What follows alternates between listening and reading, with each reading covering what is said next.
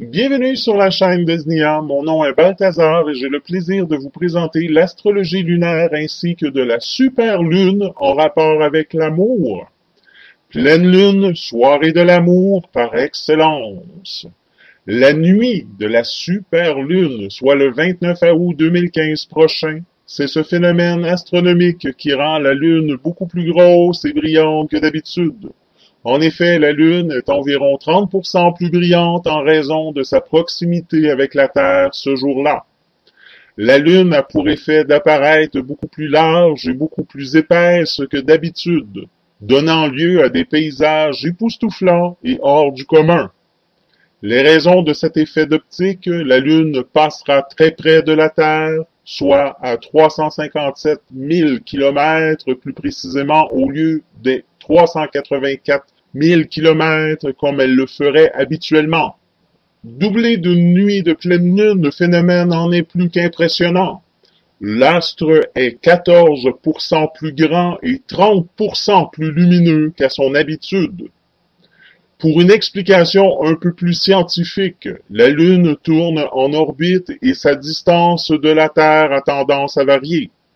Lorsqu'elle est au plus proche de notre planète, comme dans le cas de la superlune, on appellera de pérignée, et lorsqu'au contraire, elle en est loin, d'apogée. Si en plus la Lune est enlignée avec le Soleil et la Terre, cela crée une pleine lune à l'effet de superlune est alors engagé. D'après les chercheurs, il y aurait entre 4 et 6 superlunes chaque année. Toutefois, les superlunes les plus extrêmes sont espacées. Après celle qui y a eu lieu au mois de septembre 2014, il y aura fallu attendre le 29 août 2015 pour observer une autre superlune.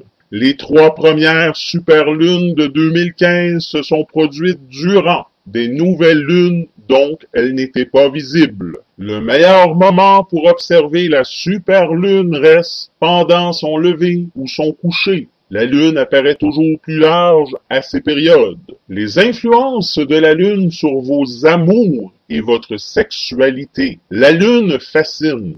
On sait qu'elle influence les marées, les cultures et même la pousse des cheveux. Mais saviez-vous qu'elle exerce également une influence sur vos amours et votre libido? À chaque phase de la Lune correspond une phase de votre activité amoureuse et sexuelle. Après cette vidéo, vous n'envisagerez plus le soir de pleine Lune de la même manière. Aviez-vous déjà remarqué que la durée du cycle lunaire, 29,5 jours, correspond au cycle menstruel chez la femme? Il est également monnaie courante de penser qu'il y a plus d'accouchements le soir de la pleine lune. Rien d'étonnant dès lors à ce que la lune exerce son influence mystérieuse sur notre vie amoureuse et sur notre libido. La phase lunaire pour l'amour et la sexualité, en fait, tout est lié. La Lune passe par 4 phases comme nous le savons. Chacune influence différemment la Terre et les êtres humains. En nouvelle Lune, c'est place aux initiatives. Le moment est tout indiqué pour relancer des projets communs, proposer à l'autre de nouvelles expériences, se montrer sur un nouveau jour pour étonner l'autre et raviver la flamme. Si vous êtes célibataire, c'est le bon moment pour enclencher la seconde phase, si quelqu'un vous a tapé dans l'œil, et de démarrer une relation en douceur. En premier quartier, si vous connaissez des problèmes dans votre couple, des frustrations ou un certain ennui malgré les efforts qui ont été faits, à la nouvelle lune, c'est le moment de mettre les choses à plat entre vous. Cette mise au point vous permettra de vous épanouir davantage par la suite. Demandez à l'autre ce qui lui ferait plaisir, ce qu'il ou elle n'aime pas, et adaptez-vous. Si tout va bien entre vous, alors c'est le moment de lui confier vos désirs, vos fantasmes les plus secrets. En pleine lune, comme ce 29 août prochain, c'est le moment idéal pour faire et refaire l'amour. À la pleine lune, on se sent plus énergique, on dort moins. Bien, c'est donc le meilleur moyen de canaliser votre énergie. Tous vos sens sont stimulés par la pleine lune. Les sensations sont décuplées. C'est aller simple pour le nirvana. Si vous êtes célibataire, c'est un moment idéal pour conclure. En dernier quartier, bien souvent lors de cette dernière phase, on a soudain moins envie de se toucher. On se replie sur soi comme pour se reposer jusqu'à la nouvelle lune suivante, sans compter que les folies de la pleine lune vous ont peut-être fatigué. Si vous êtes célibataire, surtout restez tranquillement dans votre coin, car la personne qui vous intéresse vous repousserait sans état d'âme. Quand il s'agit de repérer des affinités électives entre deux personnes, les interactions Soleil-Lune intéressent donc au plus haut point les astrologues. En effet, une forte proximité affective et spirituelle peut exister avec ceux dont le signe lunaire correspond avec votre signe solaire. La superposition entre la Lune de l'un et le Soleil de l'autre peut créer un lien extrêmement intime entre deux êtres. Vous connaissez votre signe solaire, celui indiqué par votre jour de naissance.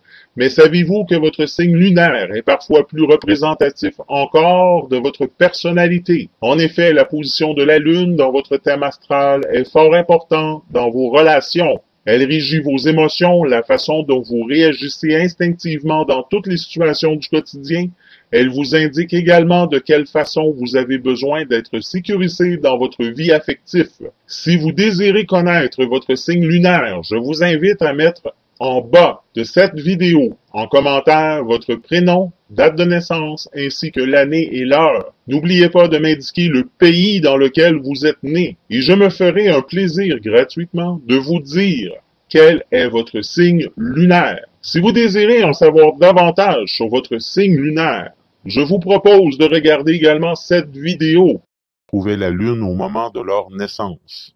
Or, si le Soleil représente notre moi, dans la tradition astrologique, la superposition Soleil-Lune a une excellente réputation. Elle signe les couples idéaux et les relations naturellement harmonieuses, qui donnent un sentiment de complétude aux deux partenaires. Bref, la conjonction Soleil-Lune entre deux personnes fait partie des mœurs en termes de compatibilité relationnelle. Le principe est très simple. Vous êtes Lion, vous apprécierez la flamboyance et la noblesse de ceux dont la Lune occupe ce signe. Vous êtes Poisson, vous vous brancherez facilement sur les ondes des personnes dotées d'une Lune en Poisson. Vous avez une Lune en Verseau. Cherchez donc un représentant de ce signe qui étanchera votre soif d'originalité. Vous êtes né avec une Lune en Capricorne, le sérieux et la sobriété d'un natif du Capricorne vous rassureront. Un dernier point. Il n'est évidemment pas nécessaire d'avoir une superposition Soleil-Lune dans une comparaison de thèmes pour qu'un couple marche. À défaut d'avoir le Soleil et la Lune pile dans le même signe, il reste néanmoins à considérer comme le bénéfique qu'ils soient situés dans des signes amis. Par exemple, une Lune en Capricorne sera compatible avec un Soleil en Taureau, en Vierge,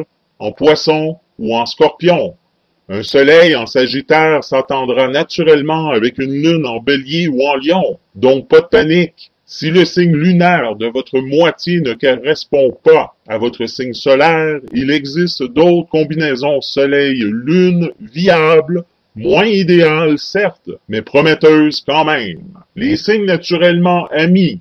Dans un premier temps, pour rester clair et compréhensible, effectivement, on considère que certains signes sont plus compatibles entre eux que d'autres. Ainsi, les signes d'air, tels les Gémeaux, les Balances et les Verseaux, font bon ménage ensemble et se marient également bien avec la trilogie des signes de feu tels Bélier, Lion, Sagittaire. Eux-mêmes très compatibles entre eux. Même chose pour les signes d'eau. Cancer, Scorpion, Poisson, et les signes de terre, Taureau, Vierge, Capricorne. La logique derrière cette classification par trilogie, elle est simple. Qui se rassemble, s'assemble. Les signes de feu ont en commun le dynamisme, l'énergie, l'enthousiasme. Ceux de terre aiment le concret, le solide, l'ancrage dans le matériel. Les signes d'air sont des cérébraux, passionnés par les échanges, et ceux de l'eau sont des grands émotifs et sensibles. Air et feu s'alimentent. Eau et terre se nourrissent. Les combinaisons à problème. À contrario, la tradition astrologique conseille plutôt d'éviter de mélanger des signes formant entre eux un carré. Les signes de la croix cardinale, Bélier, Cancer, Balance, Capricorne, de la croix fixe, Taureau, Lion, Scorpion, Verseau, et de la croix mutable, Gémeaux, Vierge, Sagittaire, Poisson. Disons pour simplifier que les 4 signes appartenant à chaque croix incarnent des valeurs divergentes, même s'ils ont des modes opératoires semblables. Ceci est toutefois pour les moins discutables concernant les signes cardinaux, qui partagent un réel désir d'avancer et de construire, et même les signes mutables qui sont tellement adaptables qu'ils parviennent à s'entendre entre eux. Restent les signes fixes. Les mettre ensemble promet un beau carnage. Je dirais, enfin, disons des luttes musclées pour le pouvoir. Les signes en opposition, cas particulier, les signes opposés, qui peuvent aussi bien se compléter à la perfection que se livrer un combat acharné. Je vous rappelle rapidement les 6 grandes paires d'oppositions zodiacales. Retenez-les bien, elles vont vous servir dans de prochaines vidéos. Bélier, Balance, Taureau, Scorpion, Gémeaux, Sagittaire, Cancer, Capricorne, Lion, Verseau, Vierge, Poisson. Là encore, les oppositions entre signes cardinaux et mutables sont moins tendues qu'entre signes fixes et ont même souvent d'excellentes réputations. Le couple Bélier-Balance et Cancer-Capricorne sont considérés comme des valeurs sûres du zodiaque. En revanche, chez les Lions-Verseau et les Taureaux-Scorpions, le choc des égos est particulièrement fort, même si l'attraction de base est puissante. Voilà donc pour les affinités et non-affinités astrales basiques.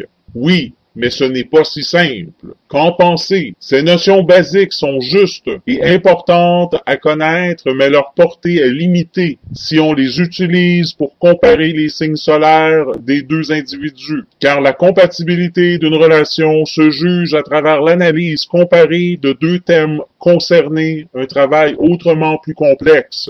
L'étude astrologique de l'amour peut se faire à bien des niveaux. On peut envisager, d'après le seul thème de naissance d'un individu, sa perception propre de l'amour et ses tendances innées. On peut comparer le thème de 2 personnes afin de déterminer leur compatibilité et leur incompatibilité. On appellera ceci la synastrie. Ou encore déterminer si 2 personnes ont un karma commun. Un couple peut donc avoir 2 signes solaires incompatibles, mais d'autres liens très forts qui compensent très largement. Donc, tous ceux qui ne sont pas reconnus dans les paires idéales présentées dites auparavant se rassurent. Et j'aurais aussi tendance à ajouter, attention, tout le monde ne cherche pas forcément le calme, l'harmonie et la compatibilité dans une relation. Oh non, non, non. Il y en a même qui aiment les relations bien conflictuelles et qui resteront toute leur vie dedans. J'en ai mémoire quelques solides couples Lion-Scorpion ou Verseau-Taureau qui me paraissaient tout ce qu'il y a de plus inoxydable. Donc, les amateurs, les amatrices de sensations fortes ne font pas forcément choisir de former un gentil petit couple harmonieux avec quelqu'un dont le thème astral correspond parfaitement au leur. Maintenant, regardons ce qui détermine la dynamique du sentiment amoureux, c'est-à-dire les transits qui font que l'on tombe amoureux à un moment plutôt qu'à un autre. Il est évident qu'il ne suffit pas qu'un horoscope semble indiquer une période propice à l'amour pour qu'une rencontre et une histoire commencent nécessairement et obligatoirement. En effet, si on envisage par exemple le thème d'un prisonnier, ses chances de trouver l'amour sont réduites par rapport à celles d'un playboy notoire. On doit donc bien sûr prendre en compte l'environnement actuel du sujet, mais aussi son état d'esprit général, car bien souvent, on passe à côté de l'amour, faute d'être disponible. Il est toutefois possible de dégager un certain nombre d'éléments récursifs qui sont les facteurs dynamiques, les bases formant l'opportunité nécessaire au début d'une relation sentimentale. Les facteurs statiques sont ceux du thème natal, sorte de cliché figé du moment de la naissance. Il est nécessaire qu'un certain nombre de points significatifs de l'amour soient directement touchés par transit ou par respect pour qu'une rencontre soit possible. Nous n'envisagerons pas ici la direction révolutionnaire solaire et autres techniques de prévision parallèles afin de ne pas surcharger inutilement ce vidéo. Voici donc la liste des éléments qui doivent être activés dans le thème natal.